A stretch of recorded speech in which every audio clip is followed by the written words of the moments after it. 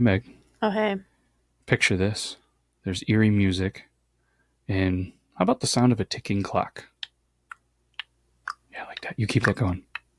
It was a bright and clear morning in Belen, New Mexico. On September 20th, 1988, 19-year-old Tara Calico hopped on her neon pink Huffy bike and pedaled away from her home, never to return. What should have been a routine bike ride, it turned into one of the most haunting missing person cases in American history. But what makes Tara's case even more chilling? Not the clicking noises. Nope, a Polaroid photograph found 1,000 miles away showing a girl who was gagged, bound, and wide-eyed with terror. Was it Tara? Was this proof that she was still alive, or was this just a hoax? Well, today, tonight, this week, this evening, this morning on the Yore podcast, we're going to unravel the mystery of Tara Calico's disappearance. Buckle up, everybody. That was some good tick-tock. You should be on TikTok. I was trying to fade it out, but I kind of stumbled. It was a good fade. I saw it. But either way. I got tired. Yeah, I mean, doing the old clickety-clock. That was good. You know, if we had a little bit more of a budget, we could do cool sound effects. But we just make our own because we're cool like that. And by we, the voice you're hearing, it's me, it's Matt, it's Beardlaws, and joining me as always is the beautiful clickety-clockety, tickety-tockety, dun-dun queen. Meg. What's up, Meg? Oh, that was a good one. Thank you. Feeling pretty good. We're not rushing through an episode, but we are trying to get it done because it turns out there's a tornado warning fairly close to us, and there's a massive storm coming. But good news is, it's not a snowstorm. We're not storm chasers. We're storm racers. Oh, and I hope that this storm. I was gonna do something with erasing, but I don't want it to erase anything around here. I was just gonna say like erase the memory of it being. I'm better than that. No, that doesn't work. But either way, this one is an interesting one. This is one that Meg picked out for this episode, and I'm super excited. But as always, viewer and listener discretion is advised. This is a tough one. In at the time that this happened, we're 3-4 years old. I don't remember the story, but as we dug into it, it's an interesting one, and I say we jump right into this one. Meg, what do you think? Let's jump. Unless you want to do the intro. Like 2 feet in the puddles outside. Ooh, 2 feet puddle jump intro, or just go? We're going to jump. We're going to jump. Might as well jump. Splash. Here we go. Panama, baby. So, let's talk about the disappearance.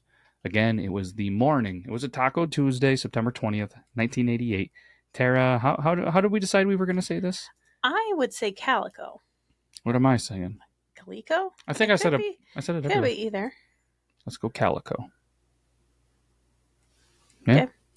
Okay. We'll go Calico. Unless you want me to ask my phone how to say it. Go ahead. All right. I'm curious. How to say... the name. You should put it. Tara the name. Calico. Okay. Let's see here. Turn the volume up. Tara Calico. Maybe we'll say it a little bit quicker than... Tara Calico. Calico. You were right again. Chalk it up for anybody keeping score at home. Meg is right again. So Tara Calico left her home around 9:30 in the morning for her daily bike ride along New Mexico State Road 47. This is a routine that she followed nearly every single morning. Sometimes she was accompanied by her mother, Patty Dole. However, Patty had recently stopped riding with Tara after experiencing an unsettling encounter. She actually felt, Meg, as though she was being stalked by a motorist. Which is maybe a thing. Like, hey, I'm being stalked. Maybe the kid shouldn't ride this route. Maybe they're stalking the kid, not me. Concerned, obviously, for her daughter's safety, she did urge Tara to carry mace. But Tara dismissed the idea, believing nothing would happen. How could anything happen to me? You know, it's safe. It's the 80s. Everything's good. Nothing bad's going to happen, right? Mm-hmm. But that morning, Tara told her mother to come looking for her if she wasn't home by noon. Which is a weird thing to say, right? Oh, it is. You know, because she had a tennis date with her boyfriend at 12:30 p.m. When noon arrived and Tara hadn't returned, Patty set out on her usual bike route, but found no sign of her. Naturally, panic. It starts to set in, and she immediately contacted the police. And as the investigation unfolded, authorities discovered fragments of Tara's Sony Walkman and a cassette tape scattered along the roadside. Mm. That's not good. Mm-mm. Patty believed that Tara may have dropped them deliberately to actually leave a trail. It's pretty smart. Then there were several witnesses that later reported Tara riding her neon pink Huffy bicycle, which was never recovered. Though no one directly witnessed Tara's presumed abduction, there was multiple reports that did describe a light-colored pickup truck, possibly a 1953 Ford with a camper shell, following closely behind her. Man, so I mean, you got a 35-year-old Ford that has a camper shell on it. Should be pretty easy to find, you would think. There can't be many 1953 Ford trucks cruising around in 1988. I gotta take a second to acknowledge how much I miss the Walkmans. Right? Walkmans, cassette tapes. Did you have a lot of failures with cassette tapes, like ripping, tearing, breaking?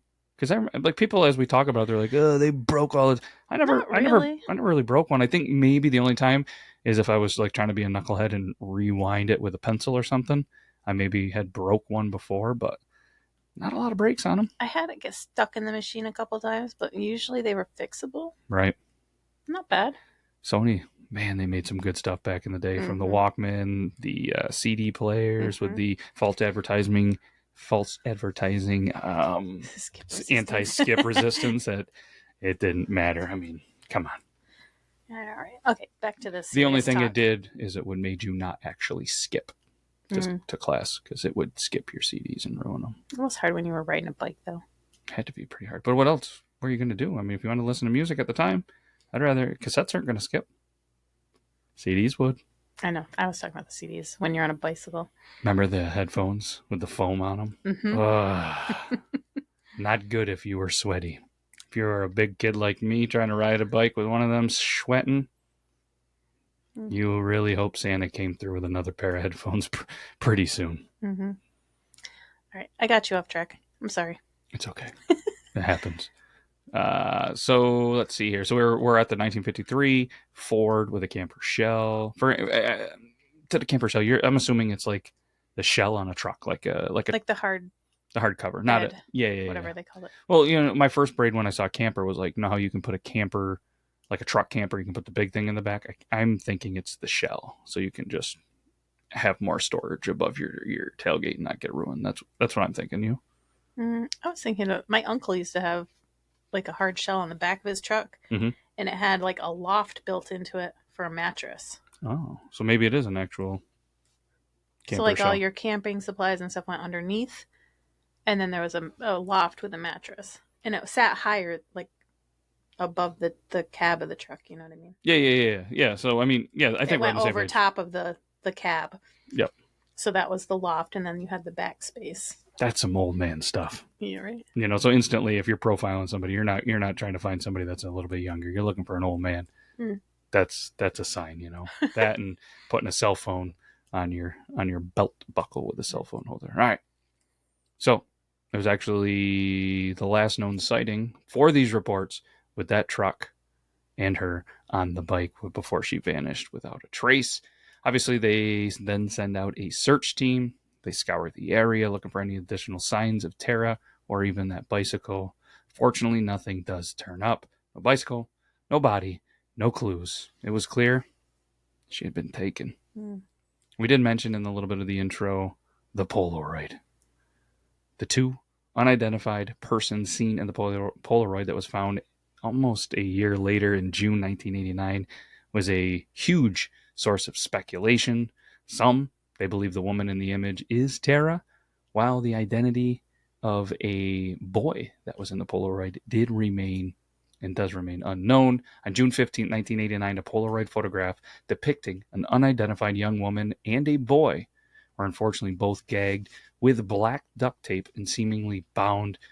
This was discovered in the parking lot of a convenience store in the Port Street, Joe, Florida. The woman who found the photo stated that it was lying in a parking space where a white windowless cargo van had been parked when she arrived at the store. The van was reportedly driven by a man with a mustache estimated to be in his 30s. Authorities, they quickly set up roadblocks in an attempt to kind of intercept the vehicle, but the man was never located, nor was the van that was identified. And according to that Polaroid, the film used in the photograph was not available until May 1989, meaning the picture had to have been taken in between then. From they found it in June to May, so at least I guess it was a fairly recent photo. And obviously, that photo, it gains widespread attention, and they actually broadcasted it on A Current Affair in July 1989. Friends of Patty Dole, Tara's mother, saw the episode and contacted her, saying the woman in the image actually really, really looked like Tara. But at the same time, relatives of Michael Henley, a young boy from New Mexico who had vanished in April 1988, believed the boy in the Polaroid was actually him. So Dole and Henley's parents actually met with investigators and carefully examined the Polaroid. Dole said she was convinced that that young woman was Tara, noting that there was actually a scar on the woman's leg that matched the one that she got from a car accident. Man, that's tough. How old was she? Could it say? At the time of it, she's 19 years old. Which, because that immediately, like, I keep thinking pink huffy bike. I'm thinking, like, kid. Mm-hmm. But, yeah, I mean, not that 19 isn't a kid, but you know what I mean. Right. Back then, people rode bikes a lot more. They did. So I guess it wouldn't have been uncommon. True. Very true. Very true. So obviously they see the scar, they're convinced, and on top of all of this, there was a paperback copy of V.C. Andrews' My Sweet Audrina, one of Tara's favorite books, was visible lying beside the woman in the picture. They then take the photo and get it analyzed by Scotland Yard, which concluded that the woman was in fact Tara. However, there was a separate analysis conducted by Los Alamos National Laboratory, and they disagree. The FBI's forensic analysis somehow remains inconclusive. So you got one person, yep, 100% it. Got another one, And FBI's like, I don't know. Right? Then you got Henley. The mother was almost certain that the boy in the photo was her son. However, this theory lost credibility in June 1990 when Michael Henley's remains were discovered in the Izuni Mountains, approximately 7 miles from his family's campsite where he had originally gone missing. His death was ruled as exposure, making it highly unlikely that he was ever in the Polaroid. That's tough. Which, I mean, obviously, I have to imagine if, the son goes missing in April 1988, they take a picture in May 1989 and then bring the body back 7 miles. He wandered, got lost. Unfortunately. Mm-hmm. Always be safe in the woods, kids. Carry a compass. Teach your kids how to use a compass. Right? Especially, when there's no cell phone service in a lot of campgrounds. And turns out kids don't really know what to do without cell phone service. Hence us taking road trips down lots of roads with no cell phone service, hoping that we don't break down.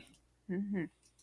Other photos and mysterious letters in 2009, 20 years after the original Polaroid was found, the Port St. Joe Police Chief David Barnes received 2 anonymous letters postmarked Albuquerque, New Mexico. The first letter, postmarked June 10, 2009, contained a photo printed on a copy paper depicting a young boy with a sandy brown hair. Someone had drawn a black band in ink over the boy's mouth, mimicking duct tape. There was a second letter, postmarked August 10, 2009, contained an original photo of the same boy without any alterations. August 12, 2009, the Star newspaper in Port St. Joe received a third letter, also postmarked from Albuquerque, containing the same image, but this time with black marker drawn over the boy's mouth. None of the letters contained a return address or any written note, leaving investigators pretty perplexed. Officials speculated that these images could be linked to the Tara Calico case. The letters coincided with a self-proclaimed psychic's tip who claimed she had once met a runaway girl in California working in a strip club. According to the psychic, the girl was later murdered, and she believed the victim could have been Tara. I don't believe the psychic. Mm-mm. I don't believe I want to believe, but I don't believe. You know, it's like, why would I all of a sudden be a 19-year-old? I'd be abducted. I'm potentially seen in pictures, and then I'm just in a strip club? Doesn't add up to me. Doesn't add up. All right. Yeah, I don't. Too many times they try to involve psychics and mediums, and they just come to the forefront. I think it's this is my personal opinion. I think that they're trying to take advantage of the situation to drum up some business and, you know, advertisement to their so-called brand. And I mean, let's be honest. I've seen a lot of documentaries where they say psychics, they're all a scam, and there's been people out there that have offered millions of dollars. I forget what famous magician or I forget who it is, but somebody studied it. They offered $1 million if there was any psychics, any mediums out there that could actually, there's a message from a deceased one that was left to one person and one person only. Not a single person has been able to get it. That's their point, saying, it ain't true if you're that good. Anyways, sidetracked again. I'm the king of the sidetrack. Searches were conducted. No discoveries were made. The mysterious photos were turned over to the FBI for further examination in hopes of recovering fingerprints, DNA evidence, or anything like that. But guess what, Meg? What? No confirmed links. The FBI again was left like, I don't know. More Polaroids over the years. Surface, 2 additional Polaroid photographs have surfaced that some believe may depict Tara. A blurry photo found near a construction site in Montecito, California, shows a young woman's face with tape covering her mouth with light blue striped fabric in the background, similar to the pillow in the original Polaroid found in '89. This Polaroid was taken with a film that was not available until June 1989. Second photo features a woman loosely bound in gauze, her eyes covered with additional gauze and large black framed glasses. There was a male passenger seen beside her in what appears to be an Amtrak train. This photo was taken with a film that wasn't available until February 1990. Patty Dole believed the first Polaroid was Tara, but she was more skeptical about the second image, suspecting it was probably just a hoax. Tara's sister later commented, saying that they had a striking, uncommon resemblance. As for me, I will not rule them out, but keep in mind, our family has had to identify many other photos, and all but those 3 were ruled out. That is tough for a family. I couldn't imagine. I never want to.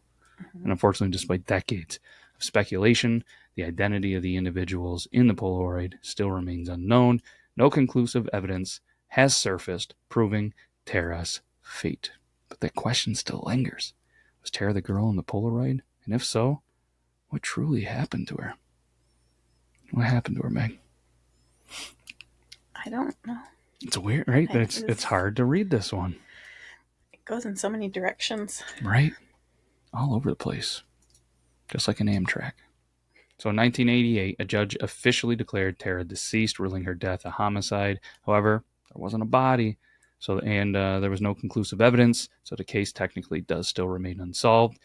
In 2008, Rene Rivera, the sheriff of Valencia County, publicly stated that he had received information implicating 2 local teenagers in Tara's disappearance. According to Rivera, the teens who allegedly knew Tara had been driving behind her in a truck when an accident occurred. Panicked, they allegedly killed her and then covered up the crime. Rivera claimed he knew the names of those responsible, but insisted that without a body, he couldn't actually press charges. He refused to disclose any evidence backing his claims. This announcement, well, that infuriated Tara's stepdad, John, who criticized Rivera for making public statements if he wasn't willing to arrest the suspects. Rightfully so, right? Something doesn't add up there. This just got weirder. Right? And then Dole also argued that strong circumstantial evidence should have been enough to bring charges against those involved. This is 2008 when this occurs. This isn't like 1970s, 1980s when some things are there. Like you said, you got 2 people that are saying this happened. No body, nothing, no charges, no investigation. No bike. No bike. I wonder, though. They never found the bike, right? No bike, no body. And my first thing is, what if it's just a way to smoke and mirrors? Continually keep people cold off the trail. But Why would you? Or just another game, like the person sending Polaroid photos. But then in October 2013, a 6-person task force was created to reinvestigate the case. But progress, it remained slow. And as of 2017, no arrests, and the case remained open and active. October 1st, 2019, the FBI steps in. They're like, I know we've been saying, I don't know, but they're going to announce a $20,000 reward for any precise details that could actually lead to Tara's identification or location, as well as for information leading to the arrest and conviction of those responsible for her disappearance. September 2021, the Valencia County Sheriff's Office and the New Mexico State Police issued a statement that they had developed a new lead in the case. A sealed warrant was issued for an undisclosed private residence in the Valencia County, though authorities, they didn't provide any further details on what they were investigating. A couple years later, June 13, 2023, a significant breakthrough in Tara's case is finally announced by the Valencia County Sheriff's Department. During a press conference, Sheriff Denise Vigil confirmed that law enforcement had gathered sufficient evidence. Oh, you ready for this, Meg? Sufficient evidence at the investigation of the district attorney's office for a potential case review. However, Vigil, is that what we said? I would say Vigil. Vigil also revealed that the identities of the persons of interest and specific details about the case remain sealed by the court and will not be disclosed unless ordered otherwise. Again, it's all sealed behind. They got all this information. They got all these breakthroughs. But nobody's knowing about this yet. So after 35 years, Meg, there is renewed hope for the justice of Tara that they may finally figure this out. But the FBI might be like, I don't know. Why are they sealing it? I truly don't know. The only thing I can think is maybe the person is like a flight risk or something, or maybe that they're so close, if information is revealed, then they won't actually get justice. That's the only thing I can think of, right? Guess so. Man. So even though the story is technically unfolding and has been unfolding since 1988, every new year, new theories do emerge, and yet her family continues to seek answers. So let me ask you, Meg, and anybody listening to this, was it Tara in the Polaroid? I think it was. Yeah. Do you think that maybe she was taken? Do you think that maybe she was trafficked? I do. Do you think that maybe this was just an elaborate distraction from what really happened? I don't know. I guess I think it was her in the Polaroid. But I feel like the accident thing sounds like something that could happen. Yeah. The only thing I can think too is that if they were young. Yeah, I could think that would happen. But I can't imagine just a couple of young kids that get in an accident and want to cover something up are good enough to cover it up. Right, that's the other part. You know, and I have to imagine that if that really was the case, somebody would have been arrested for it. Unless it was like a cop's kid or something, and then maybe they covered it up. But there's still new hope, new circumstances, new things are found, and I don't know. I'm throwing that one out there. I don't know. And my thing too is somebody driving a 1953 Ford truck with a camper shell stealing 19, 20-year-olds for sex trafficking? I don't think that's the move. That's where my gut says. Yeah. I don't know. My initial gut says, unfortunately, I think that obviously she was taken. Probably some bad things happened. I feel like she was murdered. And I feel like somebody's playing games and that body's out there somewhere. Where? It's going to be hard to tell. I mean, you got stuff in Port Joe, Albuquerque. There's a lot of different places, you know. But one thing is certain. Someone out there knows the truth. And after all these years, the question remains, will we ever find out what happened to Tara? And obviously, if you or anybody out there has any information, contact the FBI or the New York State Police. And remember, stay aware, stay informed, and stay safe, everybody. So thank you for listening to the Yore podcast.